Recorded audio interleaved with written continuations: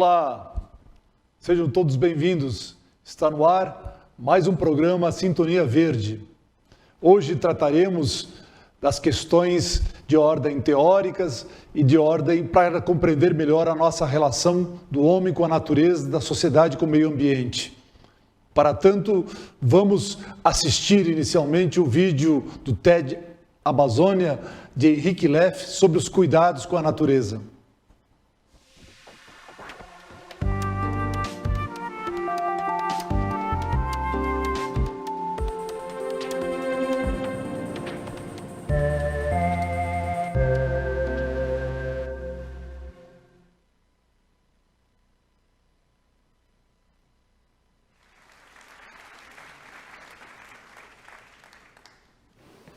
Buenos días, Amazonia. Buenos días, Brasil. Buenos días, América Latina. Buenos días, mundo entero. Yo tengo ahora para ustedes una muy mala noticia que compartir y después una muy buena noticia. La muy mala noticia es que la humanidad erró el camino de construcción de nuestra civilización, olvidó a la naturaleza. Y lo que nosotros tenemos que saber ahora es cómo fue que la humanidad, el Homo sapiens, sapiens sapiens, pudo haber errado el camino y desembocado en una crisis ambiental, que es el tema de nuestro tiempo, de 40 años para atrás, hasta nuestra fecha. Una crisis ambiental que no es solamente una crisis pasajera, sino que es una crisis civilizatoria. Y decir que es una crisis civilizatoria son palabras mayores. Quiere decir eso, que no comprendimos bien hasta ahora cuál es la naturaleza del planeta vivo, del cual surgimos como especie, cuál es la naturaleza del ser humano, y cómo podemos reconciliar la naturaleza de este ser complejo que es el ser humano con la naturaleza compleja de este planeta vivo que es la Tierra, que es nuestro hábitat, que es el lugar donde tenemos que erigir, que construir nuestro destino.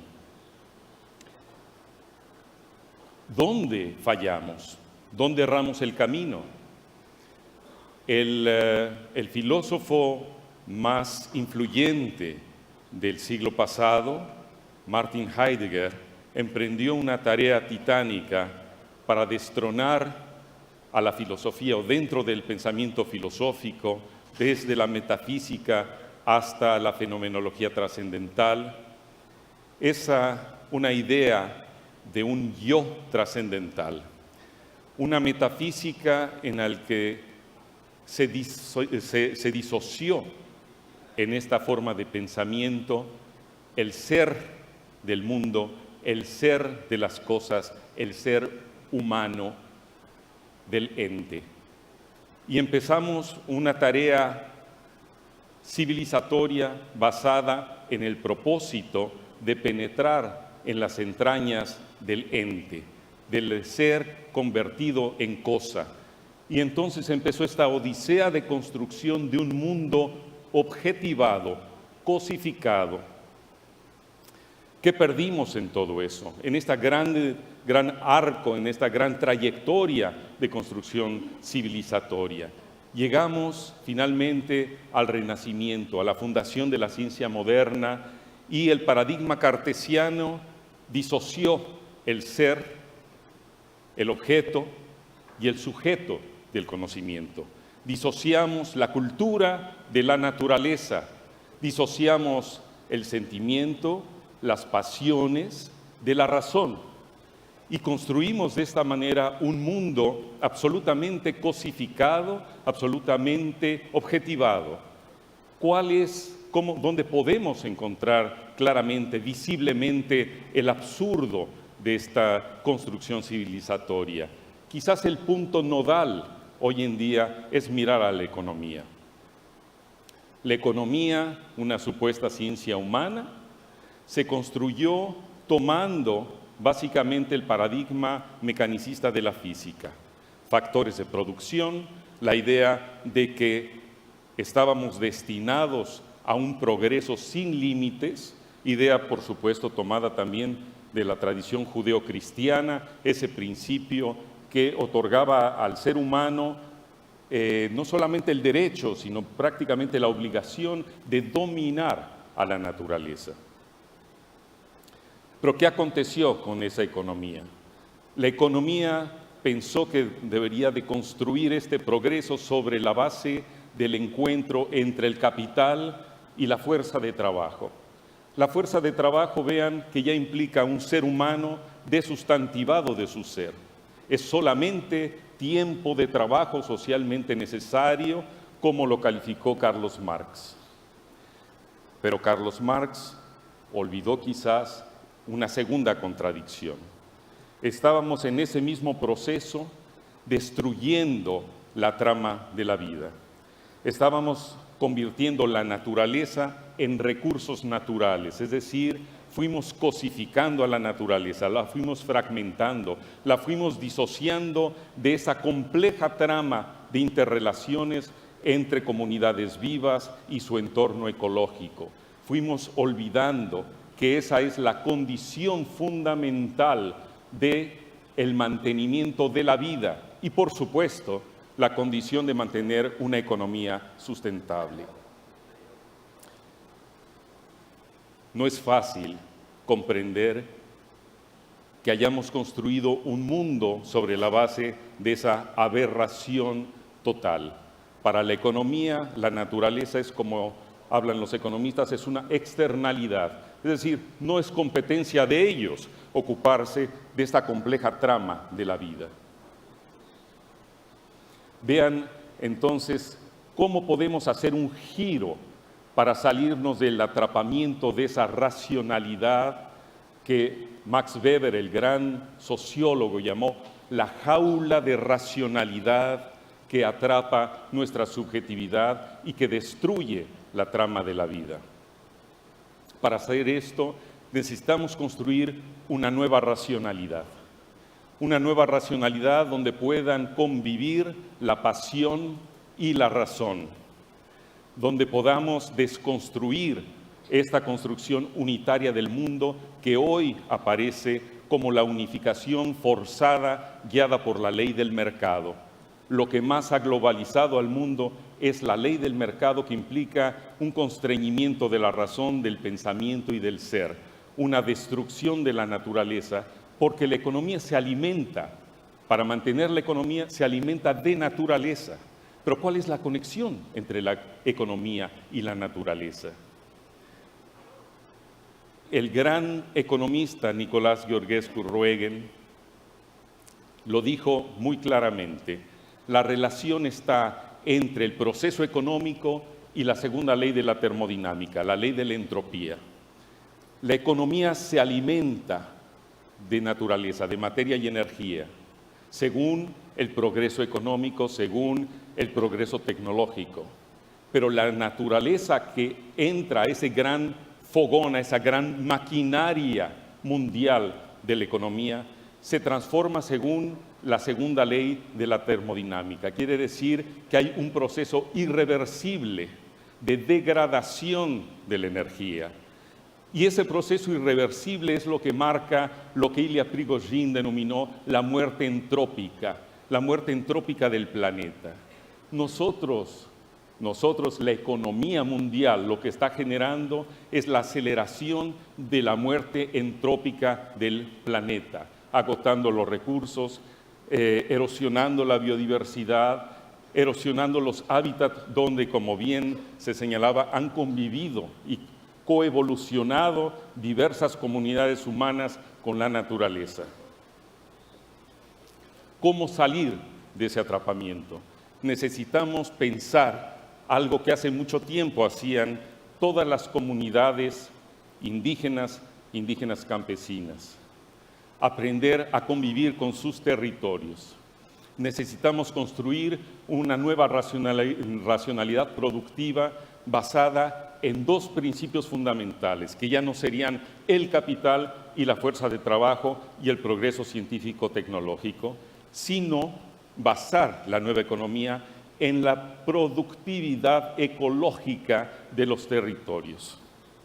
Estamos situados en la Amazonía en el lugar ideal para poder comprender esa idea. La Amazonía es productora, y todas las selvas tropicales, de una productividad natural, una productividad de biomasa que alcanza en forma natural tasas de hasta 8-10% anual. Fundir la productividad de la naturaleza con la creatividad cultural y ahí generar mundos de vida diferenciados. Necesitamos, para terminar, decir también que esto no es solamente un nuevo paradigma de producción, una nueva racionalidad económica. Necesitamos también entrar a una ética ambiental que no es solamente la ética de la conservación, sino la ética de la otredad. Necesitamos salir también del encierro del individualismo, del sujeto creado por el mismo paradigma cartesiano, porque el sujeto no es otro que el sujeto de la ciencia. Salir de ese pensamiento individualista, de concebirnos como un sujeto aislado y construir un mundo de otredades. Y eso implica el mayor desafío. Quiere decir que el otro no es un alter ego igual a mí. El otro, cada uno de ustedes que está aquí, cada cultura de este mundo, es una otredad absoluta. Quiere decir que yo no puedo nunca terminar de asimilar y de conocer al otro desde el conocimiento de mí mismo, desde mis propios principios.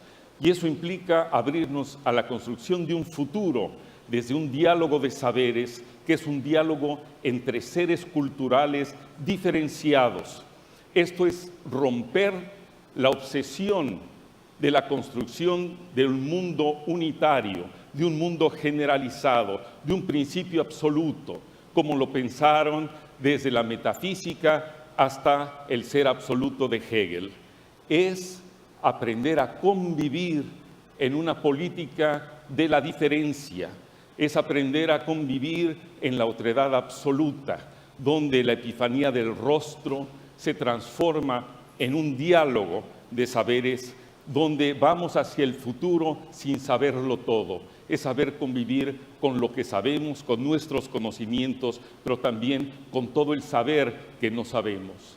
Es el principio esperanza, que no es solamente vivir esperanzosamente, sino vivir comprometidamente con una ética de responsabilidad por la vida y saber que este mundo, para que sea sustentable, tendrá que ser la convivencia de esas diferencias, de esas otredades, de la diversidad cultural, que es la mayor riqueza de nuestro mundo. Muchas gracias.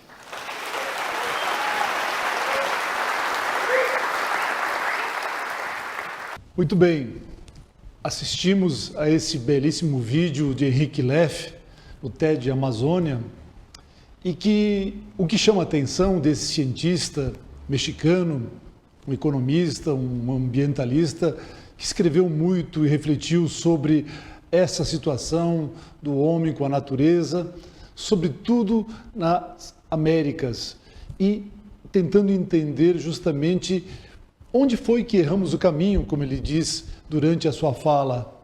Onde foi que erramos? Na construção desse mundo moderno, tivemos vários percalços, e nós vamos tentar percorrer, como já fizemos nos 2 programas anteriores, um pouco esse caminho para tentar desvelar os segredos que nos levaram a esse estado, ou esse estado de insustentabilidade.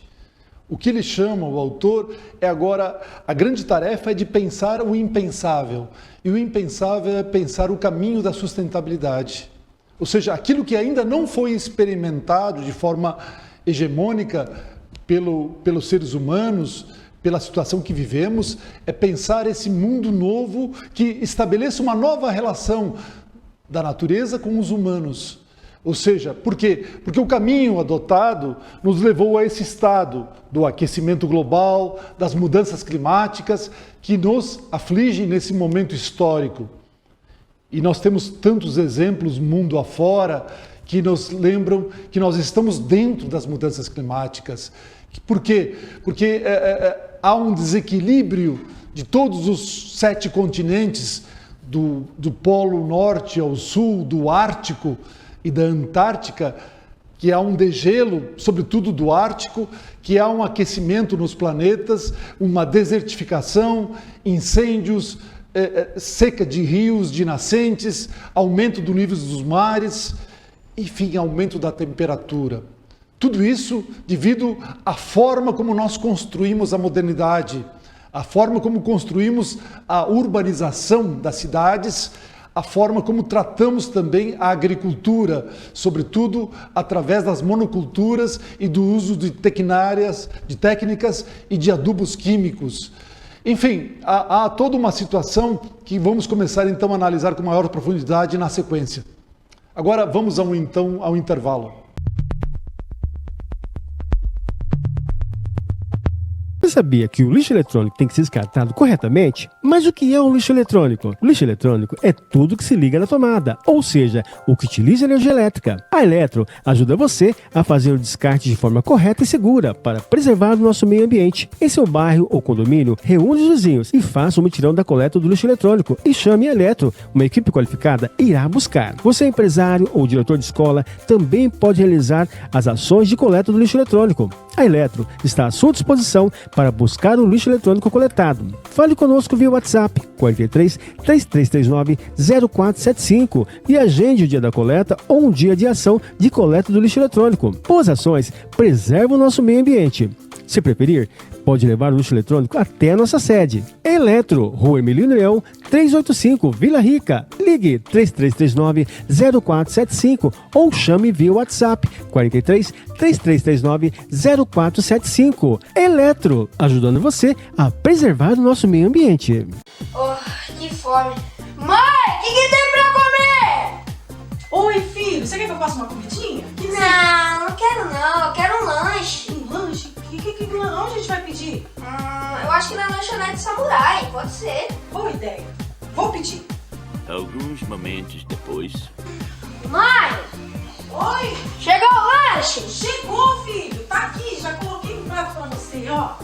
Você viu que rapidez?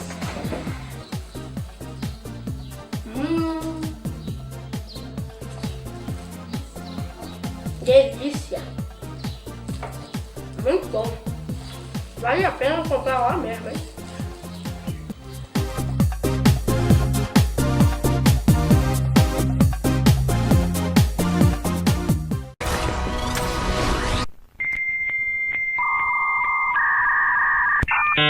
A sua internet está lenta demais? Então está na hora de mudar para a melhor internet de Londrina. Londrinet, internet fibra ótica. Conheça nossos planos através do nosso site londrinet.net.br. Contratando agora, você ganha um desconto especial na taxa de instalação. Londrinet Zona Norte. Contate via WhatsApp 43 99156 394. Se preferir, ligue 3087 5727. Avenida Samuel King, 825, conjunto Semílimo, 5 conjuntos. Londrinet Zona Sul. Contate via WhatsApp 43 99846 1970. Se preferir, ligue 3064 1287. Avenida Presidente Gaspar Dutra, 1117, conjunto Cafezal, Zona Sul. Londrinet, a ultra velocidade que você precisa. Bateu aquela fome? Bora comer a melhor pizza de Londrina. Ligue 3324-5505. Pizzaria Parma Pizza. Pizzas de provocar água na boca é só na Pizzaria Parma Pizza. Peça sua pizza pelo WhatsApp 3324-5505. Acesse o nosso site pizzariaparmapizza.com.br. Pizzaria Parma Pizza, Rua José Estela, 399, Conjunto Maria Cecília, Zona Norte, Londrina.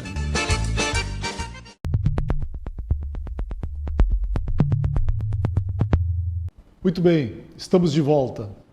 A indicação do livro de hoje é este aqui, A Parte e o Todo, Werner Heisenberg, o pai da física quântica considerado. Esse físico, ele tem umas expressões muito interessantes no sentido de que pensar metodologicamente como nós associamos essa questão entre a parte e o todo, ou seja, Que metodologia devemos utilizar para compreender melhor os fenômenos? Vamos ler uma parte desse autor, o que ele nos diz. Diz o seguinte: compreender a natureza significa examinar mais de perto suas conexões, ter certeza de seu funcionamento interno. Esse conhecimento não pode ser adquirido pela compreensão de um fenômeno isolado ou de um só grupo de fenômenos, mesmo que descubra alguma ordem neles. O saber vem do reconhecimento de intocáveis fatos da experiência, que intocáveis fatos da experiência estão interligados e, por conseguinte, podem ser reduzidos a um princípio comum. Veja, vale muito a pena ler este livro, A Parte o Todo, Werner Heisenberg. Nesta abordagem metodológica, temos também aqui uma fala de dois autores chilenos, Humberto Maturana e Francisco Varela, que escreveram um livro fabuloso chamado A Árvore do Conhecimento, que diz o seguinte: o ponto de vista é visto de um ponto. Nós estamos, ao longo dessas falas, dessas narrativas, tentando construir um ponto de vista, uma forma de entender esta problemática, esta questão da relação dos homens com a natureza, da sociedade com o meio ambiente, como foram construídas nesses últimos séculos. E depois vamos trabalhar mais propriamente a partir da era do Antropoceno. Veja, assim como as contribuições de Maturana e Varela para entender qual é o nosso ponto de vista, chamo aqui também Tolstói, esse escritor russo que faleceu em 1910, escreveu uma obra extensa, entre as quais muitos conhecem Guerra e Paz e Ana Karenina. Ele dizia uma coisa importante, de ordem também metodológica. Diz o seguinte: há quem passe diante de uma floresta e veja somente lenha para queimar nela. Veja, essa observação de encontrar na floresta e ver como um objeto, ou seja, aquela lenha para queimar, e não ver a floresta como um todo, a flora, a fauna, o verde, a beleza, o clima, a possibilidade de vida que há nela, é isto que chama atenção um pouco o pensamento que vamos tratar hoje de forma mais profunda, de uma visão quântica e de uma visão holística. Nesse sentido é que nós vamos pensar o seguinte: a visão quântica, aqui alertada nesta obra A Parte o Todo, do Werner Heisenberg, por exemplo, é o princípio da incerteza, é o princípio que trata de que as coisas, as ideias, os pensamentos quânticos são complementares e existe um emaranhado de questões que precisam ser trabalhadas. Vejam, o Prêmio Nobel da Física do ano passado, de 2022, reconheceu 3 cientistas, um francês, um norte-americano e um austríaco, que fizeram contribuições inovadoras na compreensão de um dos mais misteriosos fenômenos naturais, chamado o emaranhamento quântico. O que significa esse emaranhamento quântico? Significa que os aspectos de uma partícula ou um par emaranhado delas não depende desta relação, não importa quão distante ou quão estranhas elas sejam, elas se encontram. Veja, esse tipo de visão quântica desenvolveu o microscópio quântico, os computadores quânticos, que vão revolucionar toda a nossa leitura, toda a nossa forma de ver o universo e o próprio entendimento do nosso planeta. Nesse sentido, ingressamos num mundo muito pequeno de propriedades quânticas, um sistema de coisas que interagem entre si no tempo.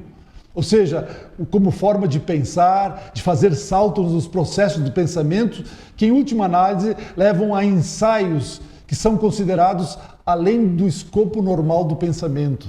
Ou seja, pensar além da ordem dada, além da primeira impressão, além da aparência dos fatos, dos fenômenos. Como dizia anteriormente, lembrando Tolstói, há quem olhe para a floresta e veja apenas lenha para queimar. Eu posso ver árvores, eu posso ver vida, eu posso ver o sentido da descoberta de novos remédios, de novas saídas e alternativas de alimentação para os seres humanos e assim por diante, porque tudo isso faz parte da teia da vida. Trata-se, nesse sentido, de entender as inter-relações das partes para com o todo. ver como as partes estão conectadas ao todo e vice-versa, abrindo uma infinidade de possibilidades, de probabilidades de um campo de energia. Isso nos tornará melhores observadores daquilo que estamos falando. Ou seja, ir além hoje de uma fala, de uma narrativa superficial, rasa, que nós encontramos sobretudo nas redes sociais. Tentamos aqui construir uma forma, uma narrativa científica, filosófica, que tenha maior possibilidade de aproximação com os fenômenos a serem observados, a serem analisados. Uma outra contribuição, além da visão quântica, diz respeito a esse olhar, a essa visão holística. O que vem a ser? De modo geral, aqui muito breve, falamos, a visão holística significa observar e analisar algo ou alguma área da vida de forma interligada, global, conectada. Ou seja, ver como um todo, e não de forma fragmentada, diluída. Esse é uma das questões importantes. Entender os fenômenos, entender a natureza como um todo, como uma teia da vida, como o planeta Terra como um superorganismo vivo, né? O Gaia, nesse sentido de que há uma articulação, há um equilíbrio natural, biológico, químico e físico, e que o sistema criado pós a Idade Média com a modernidade capitalista, com a ciência moderna, foi gerando lenta e depois progressivamente esse desequilíbrio, essa desordem da natureza que nós vamos ver na sequência. Disso que falamos resulta uma forma de compreender a realidade. Portanto, resumindo, não se trata de separar e sim estabelecer uma unidade de que somos como espécie humana. Somos pensamento e ação, somos material e imaterial, somos o aqui, o agora e o lá distante. Somos seres objetivos e subjetivos, materiais e imateriais. Nada está separado, nada deveria estar separado. Mas o que a modernidade fez, de certa forma, foi separar tudo isso. Aí vem a objetividade da ciência, da moderna, onde passamos a dizer, e quando perguntamos uma coisa, eu tenho dito isso ao longo das falas, em alguns cursos, palestras, em sala de aula, muito esse aspecto. Quando alguém pergunta, para que serve isto? É porque está tendo uma preocupação de objetividade. Para que serve para mim, para os seres humanos? E eu não vejo a propriedade dos outros seres, sobre tudo que há na natureza, outros seres vivos que fazem parte desta teia da vida. Ele tem esses seres vivos, microscópicos e macroscópicos, e maiores e menores, têm um sentido próprio. Ou seja, um valor intrínseco na qual nós não entendemos, ou pelo menos a modernidade tentou encobrir esta forma. Agora nós temos que descobrir esta forma para ver melhor. Qual a lógica criada pela modernidade capitalista, pela ciência moderna? Ela determina que estimula um pensamento mecânico, vê e estimula o presente, reproduz a lógica de fazer mais do mesmo.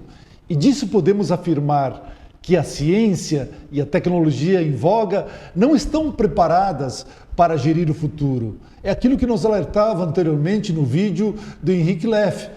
A ciência que nos levou até aqui não consegue apresentar as saídas, as alternativas para tanto, porque elas construíram, no geral, um mundo insustentável. Nós temos que agora criar um mundo sustentável, descobrir nas brechas desta modernidade essas possibilidades. Ou seja, vivemos numa sociedade tecnologizada, enfatizada pelos ganhos, pela acumulação, por um tipo de economia. E este foi o projeto de vida criado por essa visão cartesiana da ciência e da vida moderna. Veja, o que podemos identificar das contribuições de dois autores que demarcaram o modo de viver, o modo de pensar e o modo científico da vida moderna. Vou citar aqui René Descartes e Francis Bacon. Descartes estabeleceu um pensar racional do indivíduo moderno. Penso, logo existo. Penso, logo sou.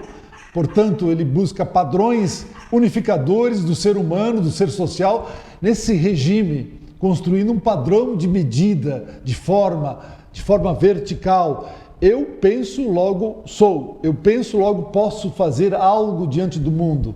Estabeleceu essa forma de sermos o que somos e que hoje se encontra na derme e na epiderme das pessoas. Ou seja, toda a nossa maneira de construir a vida possui esta lógica. Ou seja, de uma razão instrumental, um pensamento calculativo, um pensamento pragmático, um pensamento mecanicista, que daí estabelece um entendimento de mundo. Francis Bacon, o que nos diz? Vejam só a frase desse considerado o pai da ciência moderna. Esses dois franceses, René Descartes e Francis Bacon. Bacon nos diz o seguinte: a ciência, o cientista, deve tratar a natureza como o torturado trata de sua vítima. Deve torturá-la de tal forma que ela seja forçada a entregar todos os seus segredos. Esta visão de dominação do homem moderno dominando a natureza, tornando a natureza aos seus interesses, aos seus desejos, à sua forma de viver, é que determinou também esse impacto, essa pisada grandiosa, gigantesca do homem sobre a natureza. Muito bem, vamos a mais um intervalo. Você sabia que o lixo eletrônico tem que ser descartado corretamente? Mas o que é um lixo eletrônico? O lixo eletrônico é tudo que se liga na tomada, ou seja, o que utiliza energia elétrica. A Eletro ajuda você a fazer o descarte de forma correta e segura para preservar o nosso meio ambiente. Em seu bairro ou condomínio, reúne os vizinhos e faça um mutirão da coleta do lixo eletrônico e chame a Eletro. Uma equipe qualificada irá buscar. Você, empresário ou diretor de escola, também pode realizar as ações de coleta do lixo eletrônico. A Eletro está à sua disposição para buscar o lixo eletrônico coletado. Fale conosco via WhatsApp 43 3339 0475 e agende o dia da coleta ou um dia de ação de coleta do lixo eletrônico. Boas ações preservam o nosso meio ambiente. Se preferir, pode levar o lixo eletrônico até a nossa sede. Eletro, Rua Emilino Leão, 385, Vila Rica. Ligue 3339 0475 ou chame via WhatsApp 43 3339 0475. Eletro, ajudando você a preservar o nosso meio ambiente. Oh, que fome. Mãe, o que tem pra comer? Oi, filho, você quer que eu faça uma comidinha? Não quero não, eu quero um lanche. Um lanche? Onde a gente vai pedir? Eu acho que na lanchonete Samurai, pode ser. Boa ideia. Vou pedir. Alguns momentos depois. Mãe, Oi, chegou o lanche? chegou, filho. Tá aqui, já coloquei no prato pra você, ó. Você viu que rapidez?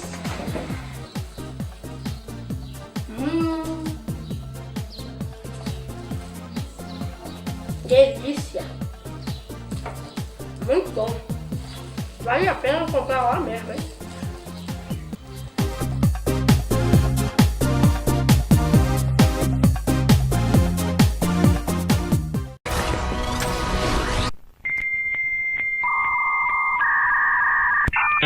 A sua internet está lenta demais? Então está na hora de mudar para a melhor internet de Londrina. Londrinet, internet fibra ótica. Conheça nossos planos através do nosso site londrinet.net.br. Contratando agora, você ganha um desconto especial na taxa de instalação. Londrinet Zona Norte. Contate via WhatsApp 43 99156 394. Se preferir, ligue 3087 5727. Avenida Sarah King, 825, Conjunto Semílimo, 5 conjuntos. Londrinet Zona Sul. Contate via WhatsApp 43 99846 1970. Se preferir, ligue 3064 1287. Avenida Presidente Gaspar Dutra, 1117, Conjunto Cafezal, Zona Sul. Londrinet, a ultra velocidade que você precisa.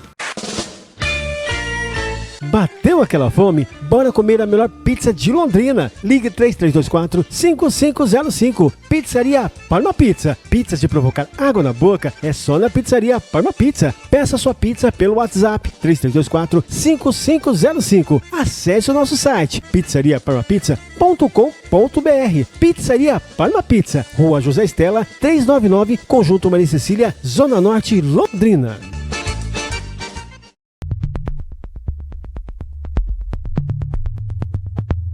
Olá, estamos de volta. Buscando uma inspiração, vamos ouvir o poema A Vida, uma Tentativa. A vida se revela como uma tentativa do tempo e da existência, do ser e do estar no mundo.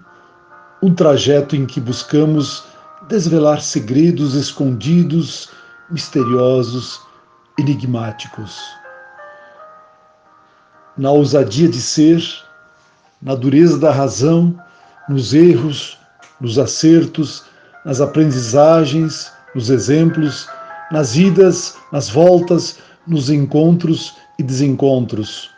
Os sonhos aparecem e desaparecem assim que acordamos, e as utopias configuram as possibilidades que, caminhando, parecem tocá-las, mas que se distanciam a cada passo.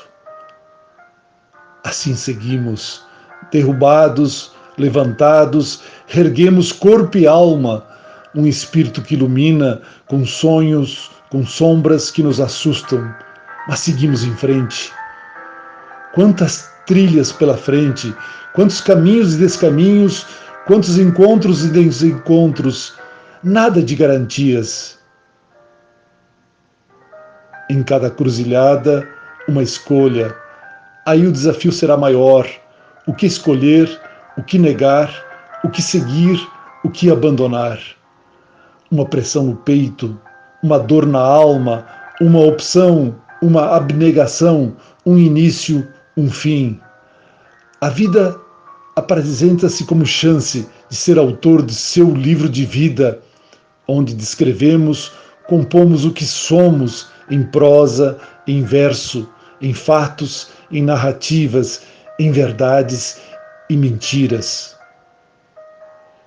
Tudo revela nossa finitude, nossas limitações, do medo, da dor, nossas incapacidades, nossas potencialidades, do expandir, de reagir.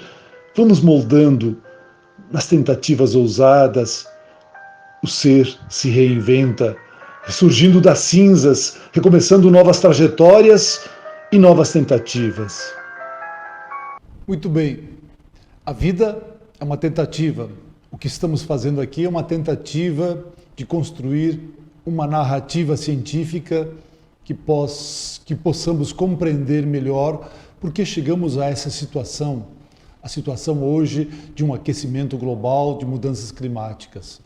Falávamos dessa obsessão da ciência e da técnica moderna, grande parte dela, que nos levou a esse estado atual de uma visão hierárquica, de dominação do homem sobre a natureza, de um modelo de satisfazer os nossos desejos, as nossas necessidades. Não necessariamente as nossas necessidades verdadeiras, mas os desejos, as vontades criadas por todo um processo ideológico de aumentar o consumo. E se aumentamos o consumo, aumentamos a extração, a transformação, emitindo cada vez mais gases causadores do efeito estufa e assim por diante.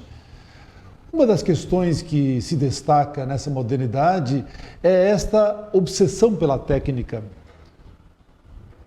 A técnica, de maneira geral, ela é interessante no ponto de vista de trazer processos de inovação, mas nós temos uma obsessão pela técnica. Essa obsessão, às vezes, nos cega, nos coloca diante de uma cegueira, de não ver o que estamos fazendo, como isso está sendo impactante. Porque fomos alimentados por uma razão instrumental, uma racionalidade que nos enjaulou num processo cego, único, limitado de ver e atuar no mundo. Em grande medida, o que estamos querendo dizer é que os projetos da modernidade nos orientaram e nos condicionaram a essa visão de mundo. Ou seja, com o espírito dominador e hierarquizado que definiu a modernidade. A ciência e o poder deu no que deu, gerou esta profunda crise, que não é somente uma crise ambiental, e sim também uma crise civilizatória. Resumindo, desde a Renascença, nos séculos XV, XVI, e depois, que foi determinante para a passagem do mundo medieval ao mundo moderno, sobretudo sob o olhar europeu, como nós já falamos anteriormente, começa a se reerguer esta forma moderna de construir a sociedade, que dissociou o ser humano da natureza, o ser da cultura com o ser existencial. as ciências naturais das ciências humanas. Essa separação é fundamental. Eu repito aqui, ela separou as ciências da natureza com as ciências humanas. O que nós estamos tentando aqui é criar essa aproximação para estabelecer esse novo diálogo, um diálogo de saberes que busque interligar de forma quântica, de forma holística, um conhecimento que permita apontar ou desvelar ou descobrir novos jeitos de caminhar, de trilhar daqui para diante. Na verdade, o que esse modelo, ele dissociou os sentimentos da razão, construindo um mundo altamente objetivado e um mundo dito também coisificado. Quer dizer, em última instância, nós podemos dizer aqui que também as pessoas, como as propriedades da natureza, se tornaram coisas que devem ser usadas para um fim próprio, para satisfazer esses desejos de acumulação, os desejos de viver a vida moderna e assim por diante. Com isso tudo, fomos destruindo aquilo que o Henrique Leff chamava atenção, e tantos autores como Leonardo Boff e tantos outros nos chamam a atenção, que é justamente essa destruição da teia da vida, que tudo se articula e nós construímos o quê? A teia da modernidade. Vou repetir aqui, a ideia de que um modelo de ciência, de tecnologia, de técnicas modernas, no geral, foram tomando conta da natureza, impactando cada vez mais os biomas e toda a biodiversidade planetária e destruindo a teia da vida. E para isso se instalou a teia da modernidade, um modelo que nós podemos dizer, como chamava a atenção Max Weber, ingressamos numa jaula da racionalidade, que é justamente essa destruição dessa capacidade do ser humano entender melhor e mais profundamente, de forma livre, o que está fazendo e o que pode fazer. Assim construiu-se esse mundo, como dizia o Leff, distorcido. Ele chama de aberração do que se fez, né? E agora devemos saber como reverter esse processo. Por exemplo, tratar diferentemente do conceito de economia. A economia, por exemplo, a palavra economia, ela deriva da junção dos termos gregos oikos, que significa casa, e nomos, que significa costume ou lei. Portanto, o que resulta o conceito de economia? É regras para administrar a casa. No caso da economia global, regras para administrar a nossa casa comum. E olha o que nós fizemos, olha o que nós estabelecemos. Essa economia atende os comportamentos humanos em decorrência da relação entre os desejos criados e os recursos, aquilo que chamamos de patrimônios, disponíveis para satisfazer esses desejos. Uma outra concepção de economia, na qual é uma alternativa emancipatória desse conceito originário, que foi utilizado muito pela modernidade, é dito, por exemplo, pelo Papa Francisco. Ele chama atenção na sua encíclica Laudato Si, sobre o cuidado da casa comum. Ele diz o seguinte: a economia tem que estar a serviço do povo e não do dinheiro, tem que servir à vida e não ao mercado.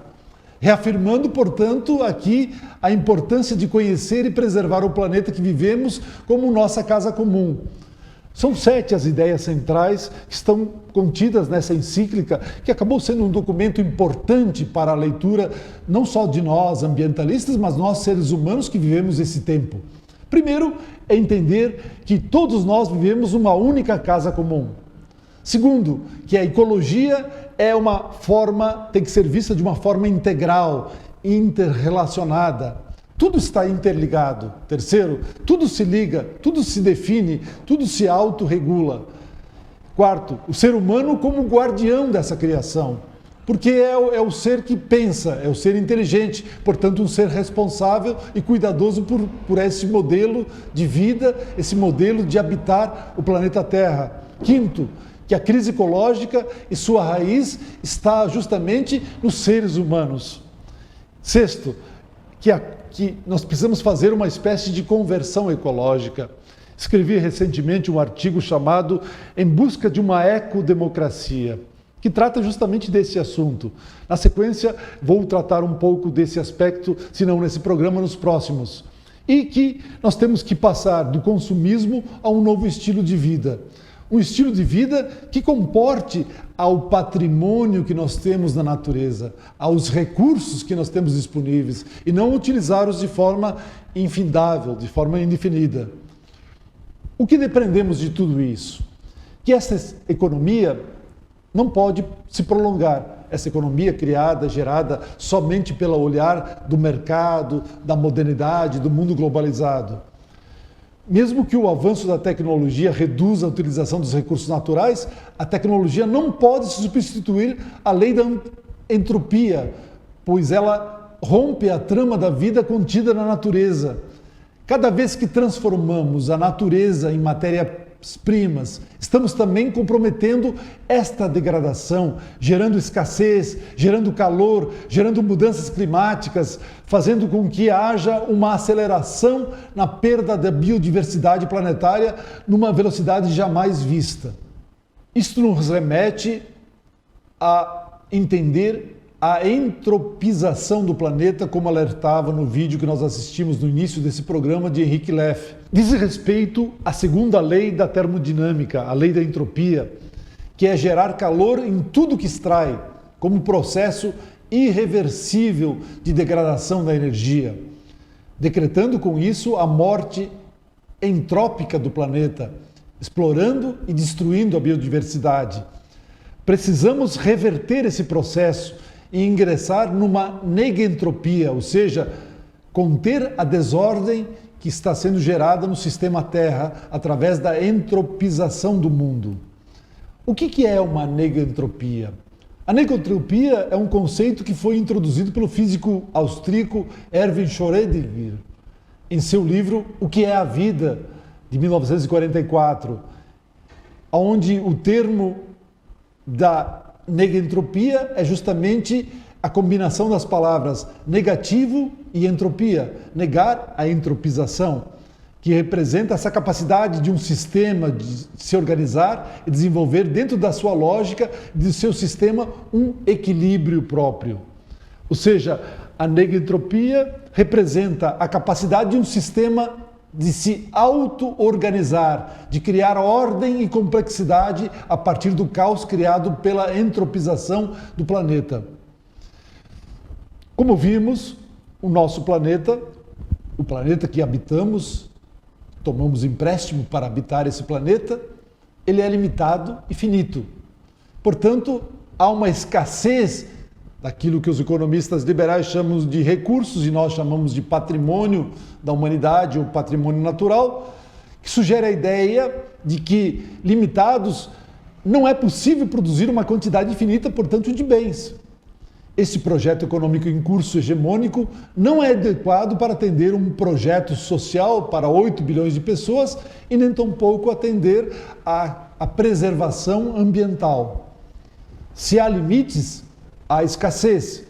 A ciência econômica em curso tenta explicar o funcionamento dos sistemas econômicos e as relações dos agentes econômicos, por exemplo, aqui as empresas, os trabalhadores do Estado, refletindo sobre os problemas existentes e propondo soluções. O que podemos inferir sobre isto? A pergunta que se faz é: há limites para o crescimento? Ladislau Dalbor, esse economista paulista, professor da PUC de São Paulo, um grande estudioso das questões sociais, econômicas, políticas e ambientais, nos diz o seguinte: quem pensa, quem propõe um desenvolvimento ilimitado num planeta limitado, só pode ser um economista ou um idiota. Veja, aqui é uma questão bastante séria. Pensar que podemos propor uma ação, um desenvolvimento ilimitado sobre um planeta limitado, finito, raro e belo, só pode ser um idiota ou ele mesmo critica essa visão economista, essa visão dos economistas que tratam somente como a natureza como uma forma de extrair os bens para satisfazer os desejos das pessoas nesta modernidade. A questão é esta: quanto mais aprendemos sobre o universo, sobre o cosmos, sobre o planeta Terra e tudo que há nessa biodiversidade existente, que nos acolhe, se por um lado nos tornamos cada vez menores, como nos lembra Marcelo Gleiser, nos torna menores porque a ciência nos faz conhecer que há um universo gigantesco que ultrapassa muito a vida humana e a vida aqui nesse planeta, mas, por outro lado, devemos também pensar e nos tornar capazes de fazer algo que cuide, que zela e que proteja a nossa casa comum. Por isso, nós podemos fazer ciência com consciência, ou seja, respeitar e conhecer o saber ancestral, respeitar e conhecer o saber dos povos originários, e esses nos ensinam muitos. Respeitar e conhecer o saber popular, conhecer a fundo o saber científico, crítico, inovador e sustentável, e não desperdiçar nenhuma experiência. Toda experiência humana deve ser colocada na mesa para rediscutir e encontrar formas, como numa seleção, de colocar entre o joio e o trigo. O joio vamos dispensar e o trigo, esse alimento novo, vamos colocar na mesa para fertilizar novos saberes, novos sabores, novas árvores, novas formas, novas possibilidades. Aí se trata de uma educação formal e informal na conscientização e de identificação de trilhas, sinais e pistas. Por quê? Para finalizar o programa de hoje, como lembra Leonardo Boff, diz o seguinte: desta vez não teremos uma arca de Noé para salvar algumas espécies. Ou nós nos salvamos todos, ou todos pereceremos. Muito bem, com isso finalizamos o programa de hoje. Muito obrigado a todos e nos acompanhem no próximo programa.